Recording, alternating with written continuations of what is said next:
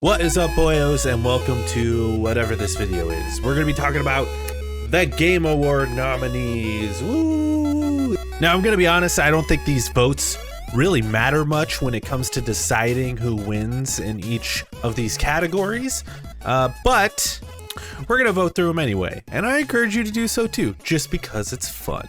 I think ultimately the votes come down to like a governing board. There's like a board of people who vote, and I think those votes hold more weight than the actual fan votes. I don't know if what I'm saying makes sense. Anyway, let's get into it. Let's dive into it. Let's look at all of these nominees and let's do the best that we can with voting. All right, we're here. Best esports event.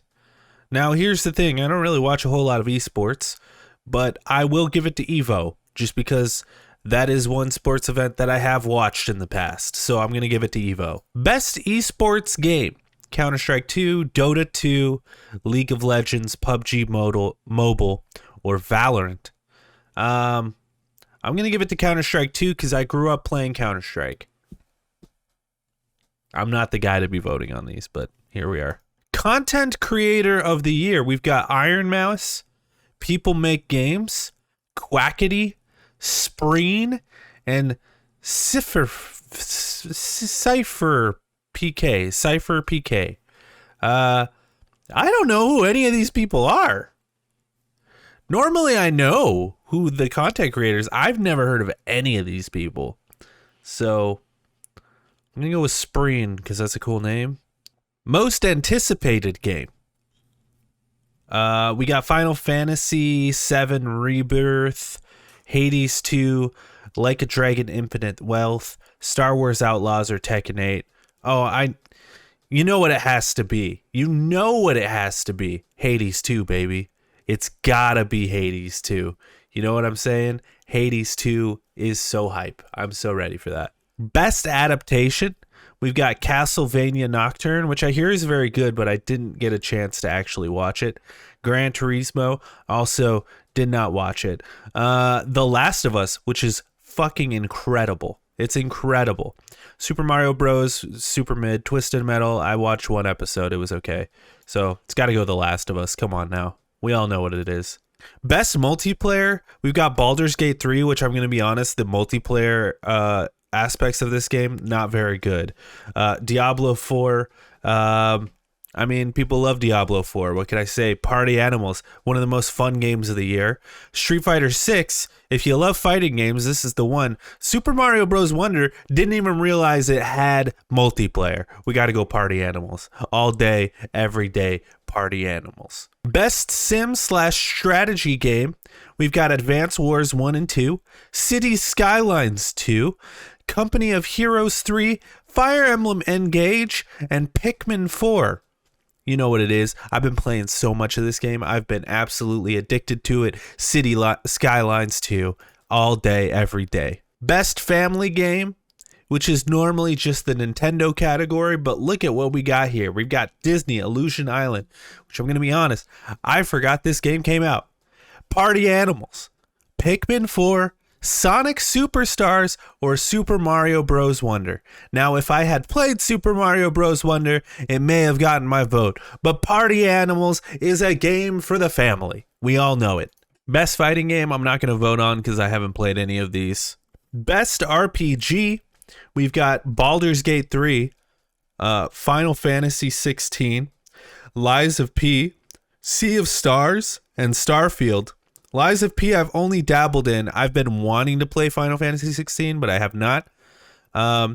Sea of Stars, I hear, is phenomenal. Starfield is okay, but I mean, come on.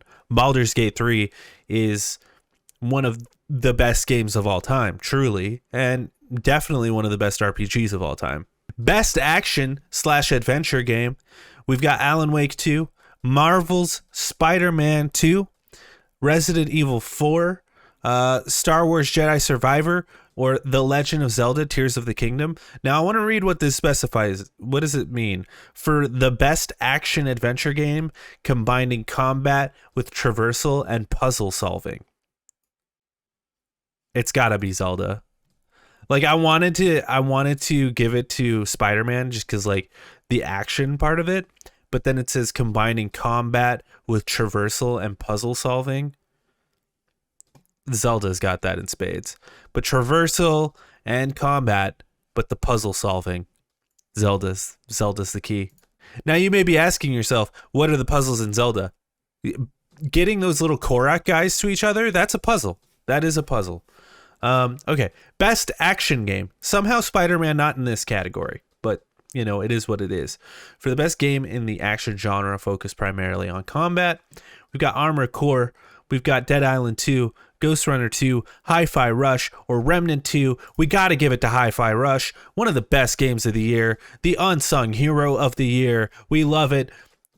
I mean, Armored Core, fantastic, but Hi-Fi Rush, baby, let's fucking go. Best VR or AR, I am not going to vote on because I don't have VR. Best mobile game, we don't have Marvel Snap, so I will not vote because that's the only mobile game I play. Best debut indie game, Cocoon, Dredge, Pizza Tower, Venba, Viewfinder. Now I want to check out fucking Pizza Tower. That sounds awesome. But we got to give it to Cocoon. I've only played a little bit of Cocoon, but I'm absolutely loving it so far. Best independent game. There was a lot of controversy online about this because Dave the Diver is in there, and Dave the Diver is owned by like some gasoline company. But I do absolutely love Dave the Diver. But once again, I mean, Sea of Stars may have that kind of hype on it, but I haven't played it. So I got to give it to Cocoon. And this is the problem with fan votes and why fan votes really shouldn't matter in the Game Awards, because people are just going to vote for what they played. You need a governing board who has actually played the games. Best community support, Baldur's Gate 3. I mean, okay. Cyberpunk 2077, which did have like a huge, massive patch this year. I mean, we straight up got Cyberpunk 2.0. So far, I think that's getting my win. Destiny 2, which had one of the worst expansions of its entire lifespan this year, so definitely not that. Final Fantasy 14, which is beloved by everyone, and No Man's Sky, which I think is still trickling along, but I mean, I feel like the days of giving a clout for community support are well behind it. I think we got to give it to Cyberpunk. Best ongoing game, Apex Legends, Cyberpunk 2077, Final Fantasy 14, Fortnite, Genshin Impact. Now, I don't know about this whole ongoing thing with Cyberpunk. I don't really want to vote for any of these. I've obviously played all of them, but I don't like actively play any of them anymore, so I don't feel right voting for any of them. So, yeah. Games for Impact is another one I'm not going to vote on just because I haven't played any of them, but they're all games I desperately want to play. So maybe I'll use this category as like inspiration on games to play. Innovation and accessibility. I already know what I want to give it to, and it's Marvel Spider-Man, which did such a great job of making it accessible to literally anybody.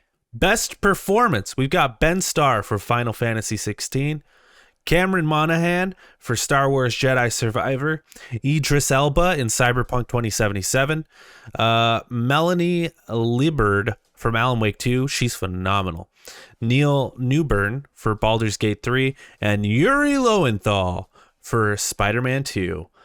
You know what? I'm going to be weird here. I'm going to say Cameron Monaghan for Star Wars Jedi Survivor. I absolutely loved the performances in that game. All the stuff between Cal Kestis and whatever his girlfriend's name is. I'm forgetting what his girlfriend's name is. But I absolutely love that game, and I think the performances are a big part of why I love that game. Best audio design. I already know what it's got to be, but let's read them out. Alan Wake 2, Dead Space, Hi-Fi Rush, Marvel Spider-Man 2, and Resident Evil 4. I got to give it to Hi-Fi Rush. Hi-Fi Rush had an amazing soundtrack. It used music within its game to create the combat. It was such a stellar game, and I hope it wins at least one of these awards because it was such a great game. Best score and music. We've got Alan Wake 2, fantastic soundtrack. Baldur's Gate 3, also an amazing soundtrack.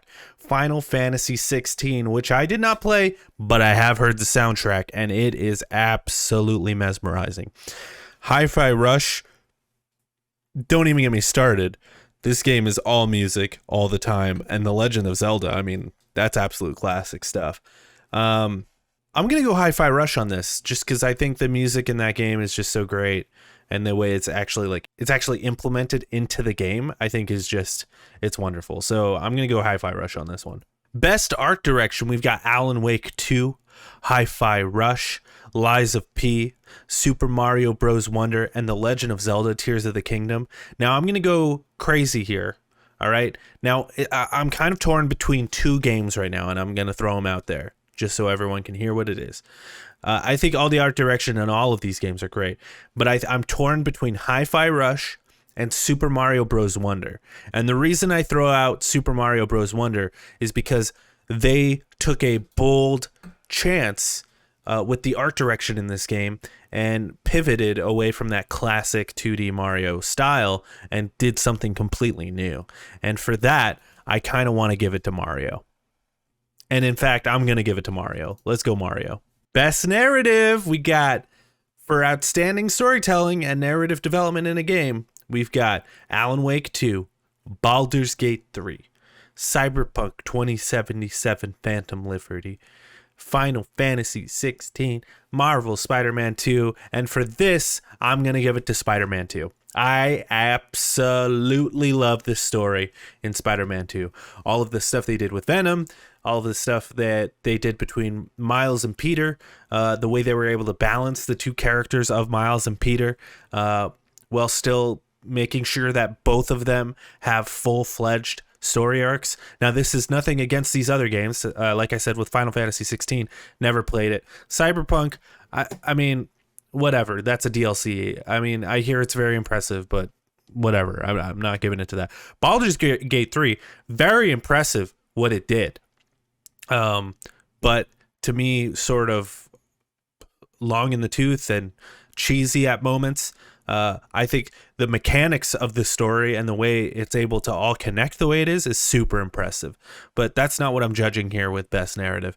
Alan Wake 2, really awesome narrative, but really fucking confusing and hard to follow. So I got to give it to Marvel Spider-Man 2.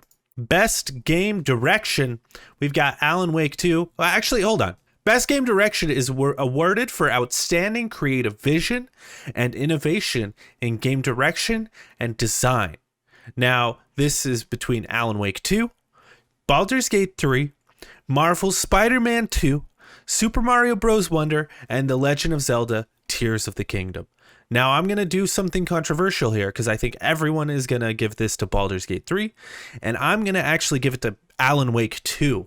Because I think the game direction and what Sam Lake did in that game is something phenomenal and so different, something unlike I've ever seen in any video game ever. Baldur's Gate 3, well, impressive and unlike anything I've ever seen, is more like it's unlike anything I've ever seen because it's just so large and there's so much going on and the way they were able to interconnect everything. I've seen games where they are like interconnected RPGs. I've just never seen them on this scale before, but Alan Wake 2, I've never seen a game like it ever. And here it is. Here is the big boys. For Game of the Year, it is Alan Wake 2, Baldur's Gate 3, Spider-Man 2, Resident Evil 4, get out of here, Super Mario Bros. Wonder, and The Legend of Zelda Tears of the Kingdom. I think this is a really good list. I don't think Resident Evil 4 deserves to be here considering how many great games came out, and Resident Evil 4 is a remake. A great remake, a beautiful remake, from the ground up remake, and definitely worth as much praise as you can give it. But to be in this Game of the Year category, I just don't see it. Now, as far as games overall, you know, I really, really love Alan Wake 2, and that's why I gave it Best Game Direction. I think it's unlike anything I've ever seen. But And I absolutely love The Legend of Zelda Tears of the Kingdom. If you asked me this question, what's the game of the year, back when Zelda came out, I would have said Zelda. 100%. 100%. Mario Wonder, like I said, I actually haven't played it yet, so I can't really say. But Marvel Spider-Man 2, I think in any other year would definitely be more involved in the conversation than it is right now. But I got to give it to Baldur's Gate 3 just because on an overall level, it just has everything going for it. It's a good-looking game. Its game mechanics are very fun. The narrative is great. The music is great. The characters are great. It has multiplayer. It has so much incredible content in there. And I don't even think this take is very controversial, but my game of the year is Baldur's Gate 3, and closely behind it, it is Alan Wake 2. But we got to give it to Baldur's Gate 3. Absolutely. And there it is, folks. Our game of the year is Baldur's Gate 3. And that is my thoughts on the nominees for the Game Awards. Thanks for checking out the video. I do a weekly video game news show called Last Week in Games. The show comes out every Monday morning. So keep an eye out for that if you want some weekly video game news. And if you want some fun live streams where we're playing silly fun games like Ratchet and Clank or City Skylines or, you name it, we're playing it. Go over to twitch.tv/lonercast. Again, thank you so much for watching, and I will see you next week for Last Week in Games.